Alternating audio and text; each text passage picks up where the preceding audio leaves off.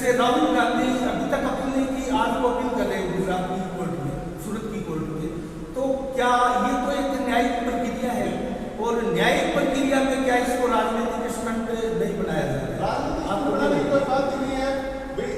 बाबा साहब अम्बेडकर साहब कह के गए हैं कि संविधान की आत्मा जो है वो इस एक वाक्य में निर्धारित है। एक जो मूल अधिकार दिया गया है कि संवैधानिक उपचारों का अधिकार, राहुल गांधी को भी वो अधिकार प्राप्त है, नरेंद्र मोदी साहब को वो अधिकार प्राप्त है, रमेश जी स्वामी को वो अधिकार प्राप्त है। उस अधिकार का लाभ वो ले रहे हैं। राजनीतिक स्टंट जैसा इसमें कुछ नहीं है उनके पास। एक महीने के उनके उस महीने में अपील तो करेंगे। अच्छा, एक जानकारी सबको आपसे अधिकता है आपको, अगर इस अपील में जो राहुल गांधी आज कर रहे हैं उसमें हल्का भी अगर कोई चेंजिंग होती है, या सजा कम होती है, या सस्पेंड होती है, जो भी होता है, तो ये तो फिर उसकी सदस्यता तो उनकी वैसे ही बहाल हो जाएगी, या फिर इसमें और पेज ऐसा नहीं है। यही तो मैं कहना चाह रहा था कि ओम त्रिपुरा जो हमारे राजस्थान से ही है, अनुभवी सांसद हैं, लोकसभा स्पीकर हैं, संसदीय कार्य मंत्री बने होते हैं प्रत्येक विधानसभा के संचालन के लिए, प्रत्येक लोकसभा के संचालन के लिए। उनको उनसे राय मशविरा करके करना चाहिए था।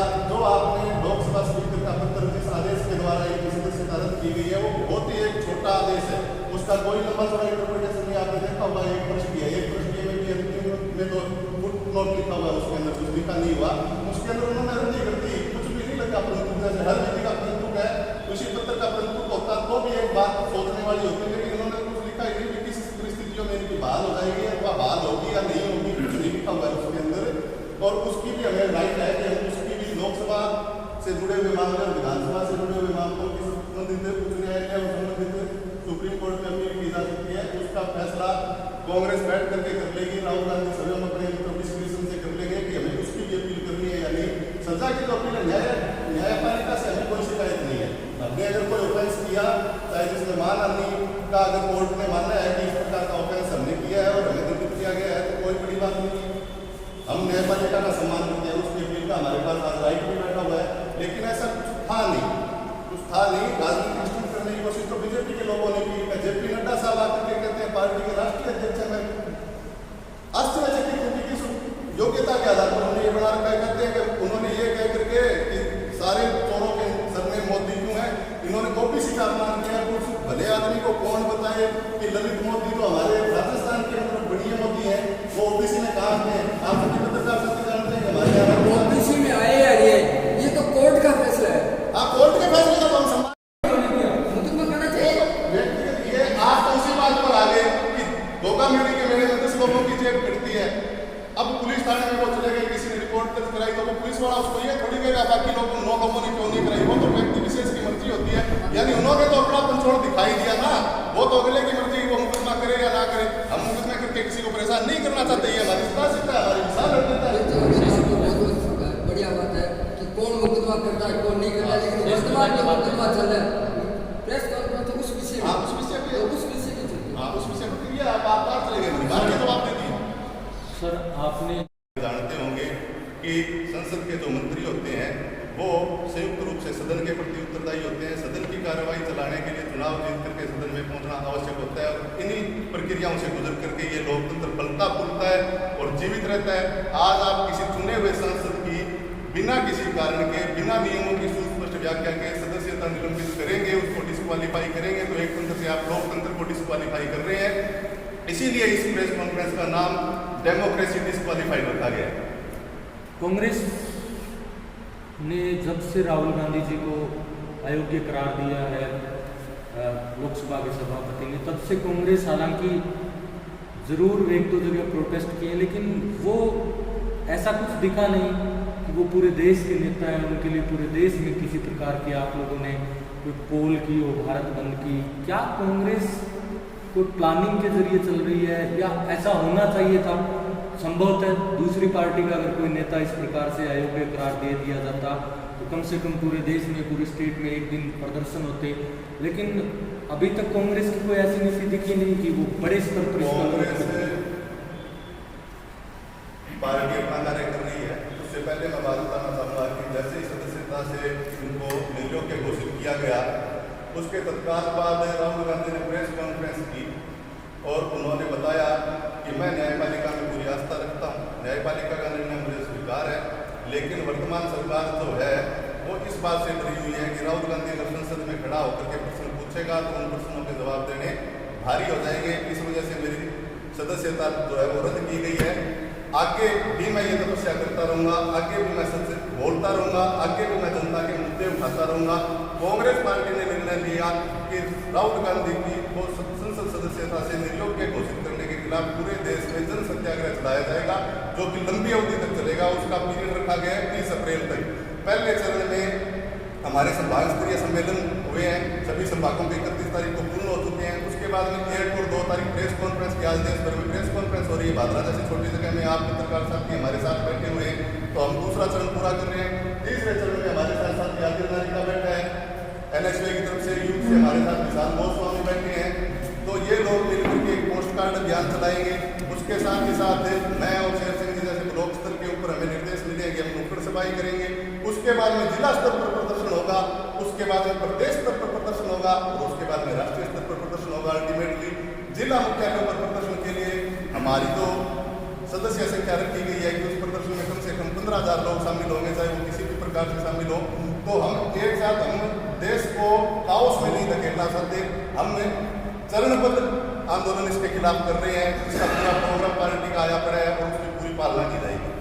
क्या सर आपको लगता है केंद्र सरकार या जिस प्रकार से आप लोकसभा के सभापति का नाम ले रहे हैं, हालांकि अल्टीमेटली वो बीजेपी के सांसद है, लेकिन सभापति बनने के बाद वो अपने आप में संवैधानिक पद हो जाता है, फिर भी आप बीजेपी पर आरोप लगा रहे हैं कि जेपीसी अडानी, जो अडानी के मुद्दे पर जेपीसी गठन की मांग थी, वो शायद केंद्र सरकार नहीं मानना चाह रही थी, इसके कारण इतना बड़ा फैसला ले लिया गया।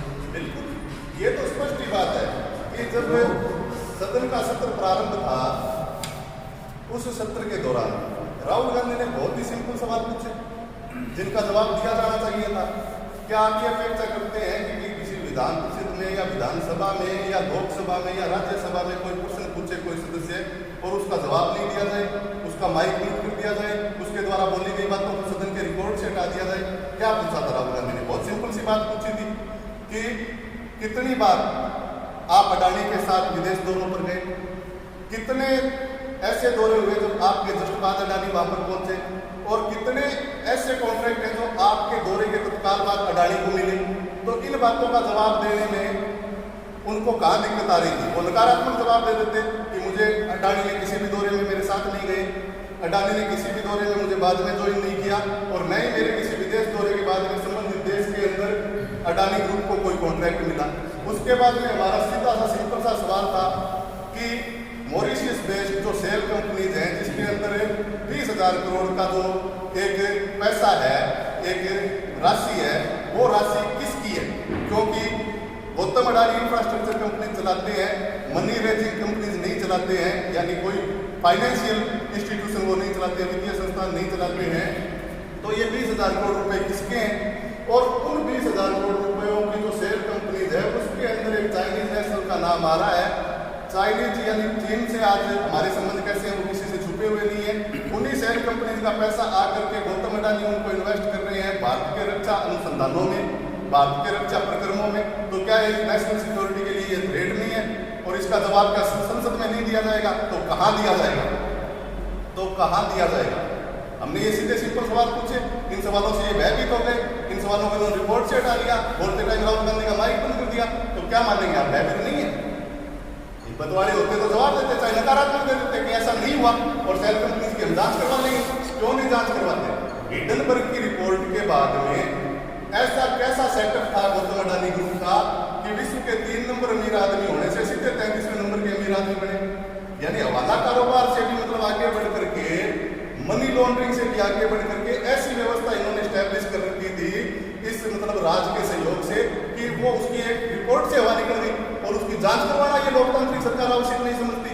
आश्चर्य है एक लोकतांत्रिक देश के अंदर और प्रश्न उठाने वाले को आप सदस्यता रद्द करते हैं, ये उससे ये बड़ा आश्चर्य है। अच्छा रविंद्र जी, आप जो तर्क दे रहे हैं अडानी के, वही अडानी अगर इतना भ्रष्ट है तो राजस्थान में इतना बड़ा कॉन्ट्रैक्ट क्यों होगा? कॉन्ट्रैक्ट ये देखिए, स्टेट गवर्नमेंट में इंफ्रास्ट्रक्चर डेवलप, आप दोनों चीजों का अंतर समझिए। हम अडानी की इंफ्रास्ट्रक्चर पर प्रश्न नहीं उठा रहे, वो उस कंपनी का मौलिक कार्य है। हम प्रश्न उठा रहे हैं कि सेल कंपनीज के अंदर 20,000 करोड़ रुपए जैसी राशि कैसे उपलब्ध है अडानी के लिए, जबकि वो कोई फाइनेंशियल इंस्टीट्यूट नहीं चलाते। ये मनी रेजिंग किस तरीके से हुई? आप दोनों चीजों को समझिए। अगर सौर ऊर्जा के क्षेत्र में निवेश करने के लिए किसी भी कांग्रेस शासित राज्य में या भाजपा शासित राज्य के अंदर कोई कंपनी आएगी, बिल्डिंग करेगी, जिसकी बिल्डिंग में तो उसको कॉन्ट्रैक्ट मिलेगा। ये एक लोकतांत्रिक प्रक्रिया है। आप केवल इसलिए नहीं कह सकते कि हम अडानी को लाइक नहीं करते, इसलिए कम बिल होने के बावजूद हम अडानी को कॉन्ट्रैक्ट नहीं देंगे।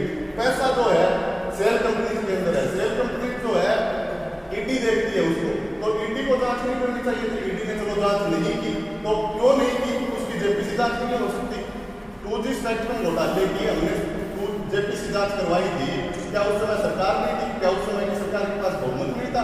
इस प्रकार की मनमानियां और तानाशाहियां नहीं चला करती है। जबकि कनीमोजी और राजा तो दोनों मंत्री भी थे उसके प्रबंधन की सरकार में, फिर भी हमने जेपीसी बिठाई।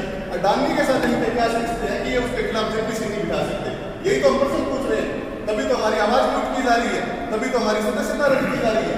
एक प्रश्न का जवाब अगर वहाँ के सरकार नहीं दे रही, केंद्र सरकार जिसको आप भाजपा सरकार करें, तो विपक्ष के जो कांग्रेस शासन है या अन्य उनको समर्थन करते हैं, क्या उसका बहिष्कार वगैरह का कोई ऐसा है? किसका समर्थन करते हैं?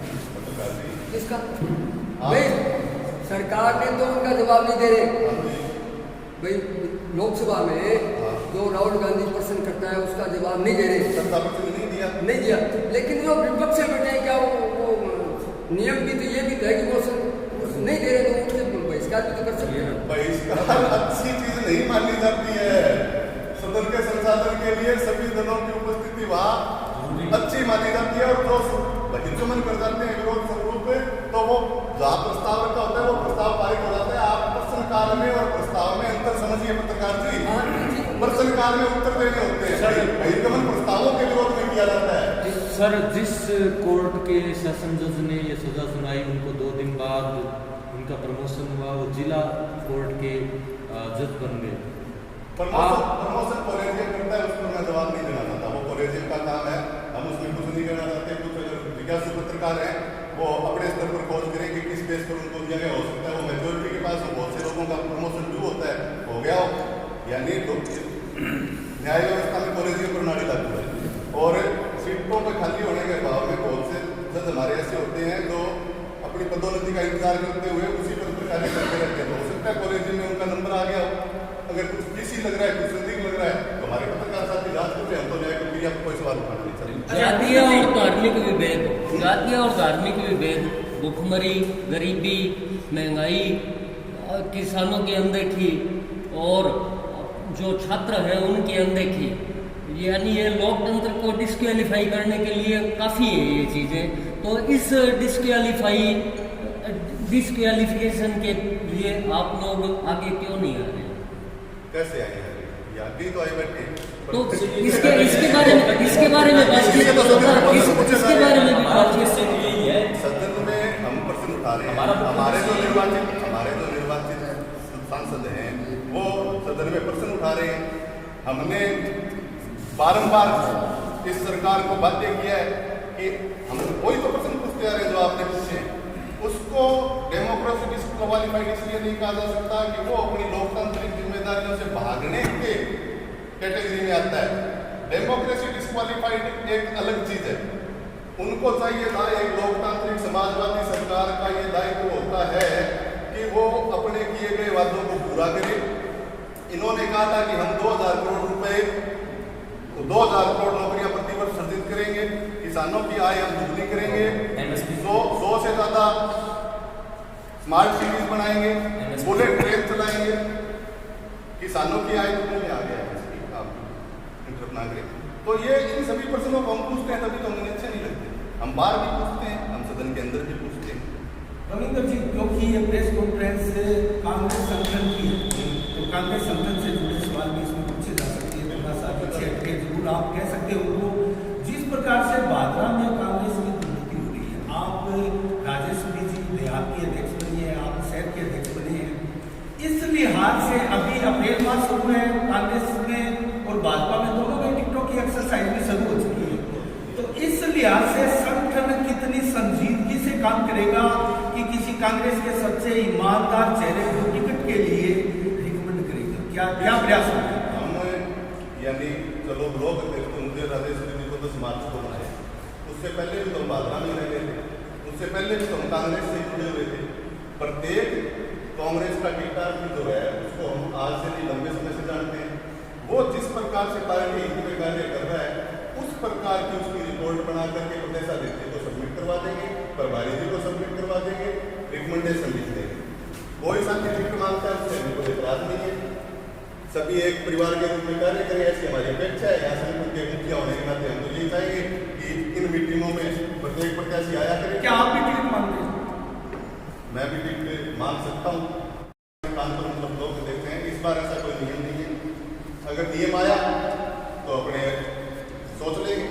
अभी तो मैंने मांगनी शुरू भी नहीं की, तो ये तो हिपोथेटिकल सिचुएशन हो गई, काल्पनिक विचार है। जैसा जैसा होगा आगे के क्रम में वैसा वैसा नहीं रहा। आपको नहीं लगता कि आगरा में कांग्रेस डिस्क्वालीफाई हो रही है? आगरा में कांग्रेस बिल्कुल डिस्क्वालीफाई नहीं हो रही है। आपका विचार हो सकता है। डिस्क्वालीफाई हो रही है। मोर्चा जी, आपको 10 मार्च को ब्लॉक अध्यक्ष बना दिया गया दोनों को, शायद आपको, और आज 2 अप्रैल होने जा रही है। अभी तक आपकी कोई कार्यकारिणी दोनों ही नहीं है, इसके बारे में आप क्या कहना चाहते हैं?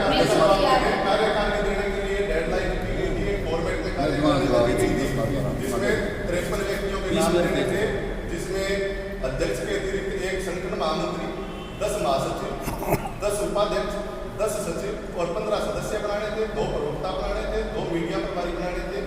वो 25 तारीख की डेडलाइन थी, उससे पूर्व जमा करवा दी गई है। वो अनुमोदन की प्रक्रिया में है। वो आज हो जाए, कल हो जाए, क्योंकि संभाग स्तरीय सम्मेलन चल रहे थे, हो सकता है प्रदेशाध्यक्ष को समय ना मिला हो, तो उसके बाद में वो अनुमोदित होकर के आ जाएगी। ये कार्यकारिणी के लोग बैठे हैं, इस बात ये विधिवत वो तो सारे बलवान पूनिया का 1-2 संबोधन इस प्रकार के आए थे।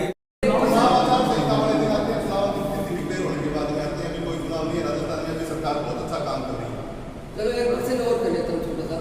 राइट टू हेल्थ के मामले में जो गृह ने किया है उसके बारे में राइट टू हेल्थ में हम हमेशा ही प्रतिबद्ध रहे हैं।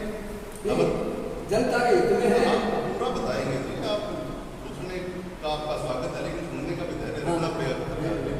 कांग्रेस सरकार की हमेशा ही आमदन के प्रति प्रतिबद्धता रही है। हम किसी को गोली नहीं देते, हम अगले को अधिकार देते हैं।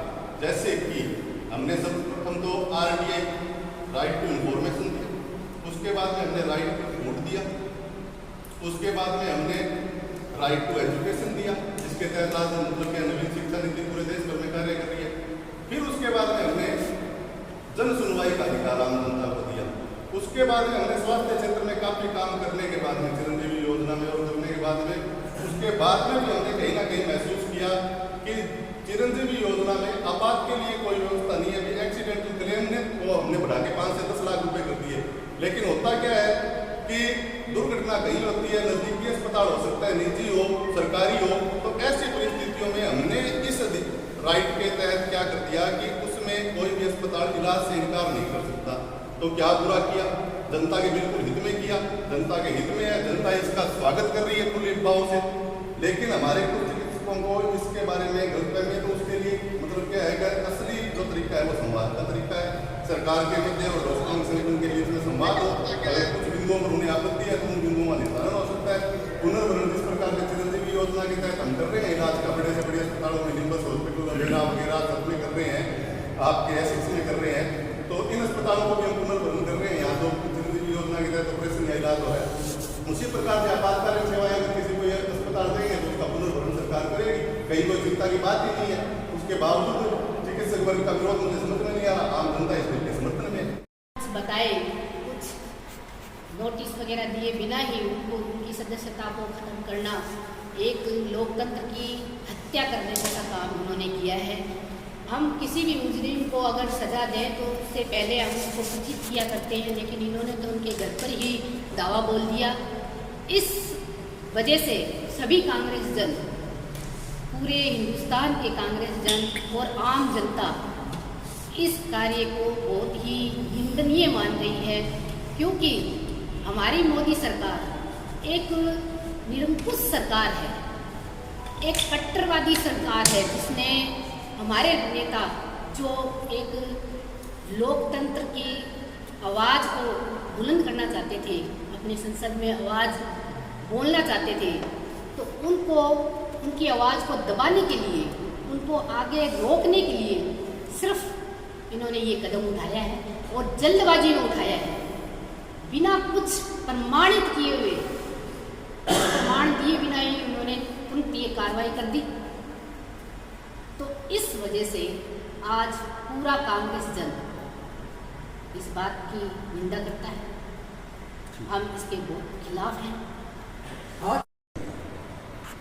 जब हमारे माननीय राहुल गांधी जी, जिन्होंने 4000 किलोमीटर की यात्रा पैदल चल के पूरे हिंदुस्तान में एक ऐसा मैसेज दिया, आम जनता के बीच गए, आम जनता की भावना को समझा, आम जनता की पीड़ा को समझकर, और जब वो सदन में बोलने लगे और जब वो बोलते थे तो उनके सत्य को दबाने की कोशिश बीजेपी सरकार माननीय मोदी जी ने की। इसी क्रम में इन्होंने आमन फामन ने कोर्ट का जो फैसला आया, उस फैसले की अपील का टाइम ऑलरेडी था, उस अपील का टाइम का इंतजार तक नहीं किया गया और जल्दीबाजी में लोकसभा के स्पीकर महोदय ने इतना बड़ा फैसला जो दिया, वो 2 घंटे, उसमें कम से कम 2 दिन 1 दिन लगता मंथन करने पढ़ने में, उन्होंने मात्र 1 घंटे में बढ़ दिया।